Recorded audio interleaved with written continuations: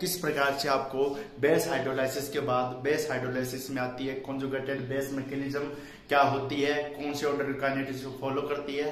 First order kinetics को follow कर रही थी, लेकिन रेट डिपेंड 2 स्टेप पे न्यूक्लियोफाइल पे कर रही थी या OH आयन पे कर रही थी और एक कॉन्जुगेटेड बेस पे कर रही थी। ठीक है, इसके बाद देखिए मेरे भाई क्या होगा। इसके बाद आते हैं कुछ फैक्टर इफेक्टिव मान सकते हैं या पर क्या मान सकते हैं, evidence in favour of conjugated base mechanism. कौन कौन से एविडेंस फेवर करते हैं कॉन्जुगेटेड बेस मैकेनिज्म को, और इसमें वो भी आएंगे जिसके कारण ये स्लो हो जाती है, वो भी आएंगे। फैक्टर इफेक्टिव मान सकते हैं।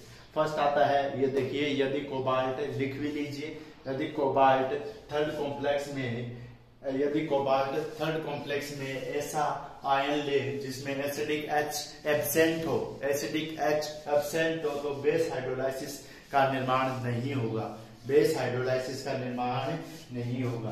तो अपन क्या करते हैं, बेस हाइड्रोलाइसिस का निर्माण नहीं होगा, मतलब बेस हाइड्रोलाइसिस रिएक्शन क्या होगी मेरे भाई, होगी या नहीं होगी, यानी कॉन्जुगेटेड बेस का निर्माण नहीं हो पाएगा।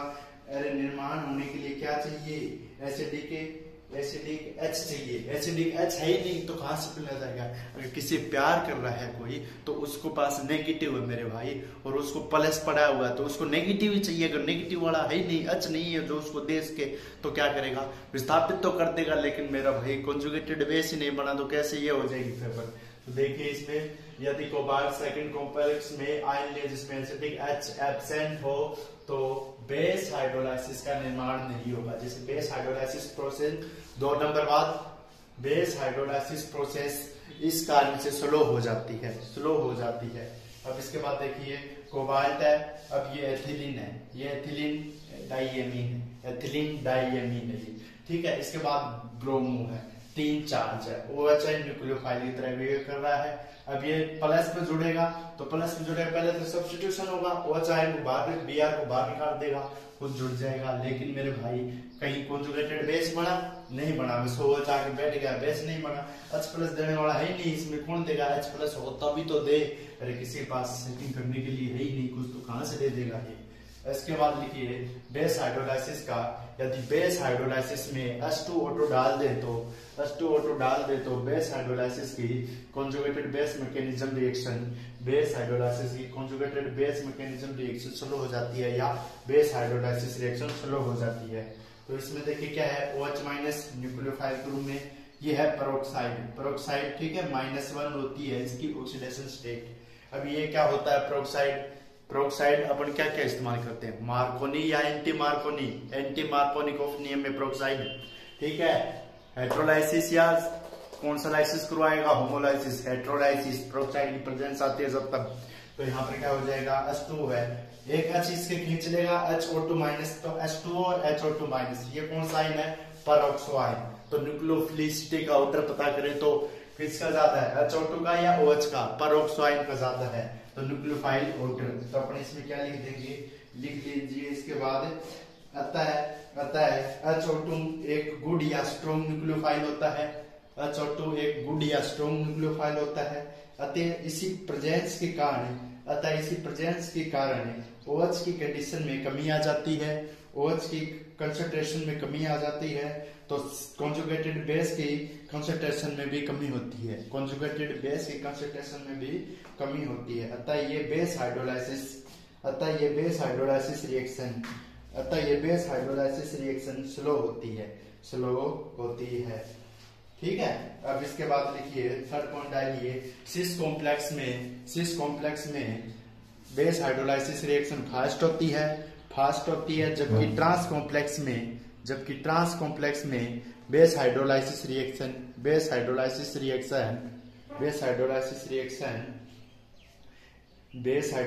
रिएक्शन स्लो होती है, क्योंकि ट्रांस कॉम्प्लेक्स में H प्लस का निष्कासन तथा कॉन्जुगेटेड बेस का फॉर्मेशन मुश्किल होता है। अब इसके बाद पॉइंट लिखिए, इसके बाद यदि बेस हाइड्रोलाइसिस रिएक्शन जलीय माध्यम में या एक्वस मीडियम में ना लेकर नॉन एक्वस सॉल्यूशन में लें तो एक डिफरेंट आयन का फॉर्मेशन होता है, तो एक डिफरेंट आयन का फॉर्मेशन होता है या डिफरेंट कॉम्प्लेक्स का फॉर्मेशन होता है। इस रिएक्शन में यदि यह रिएक्शन बेस की एब्सेंस में करवाई जाए, बेस की एब्सेंट में करवाई जाए तो हाइड्रोलाइसिस रिएक्शन स्लो होती है। तो हाइड्रोलाइसिस रिएक्शन स्लो हो सकती है। रिएक्शन तो हो जाएगी लेकिन किस में हो जाएगी? स्लो हो जाएगी। ठीक है, ये रिएक्शन बेस की एब्सेंस में स्लो होगी। तो ये दोनों बातें बेस की प्रेजेंस हो तो हम कह सकते हैं ये दोनों बातों के माध्यम से यदि बेस की प्रेजेंस हो तो रिएक्शन फास्ट होगी। और ये दोनों बातें हम SN1 मैकेनिज्म कॉन्जुगेटेड द्वारा समझ सकते हैं। ये दोनों बातें SN1 कॉन्जुगेटेड बेस मैकेनिज्म द्वारा समझ सकते हैं, क्योंकि इस रिएक्शन की रेट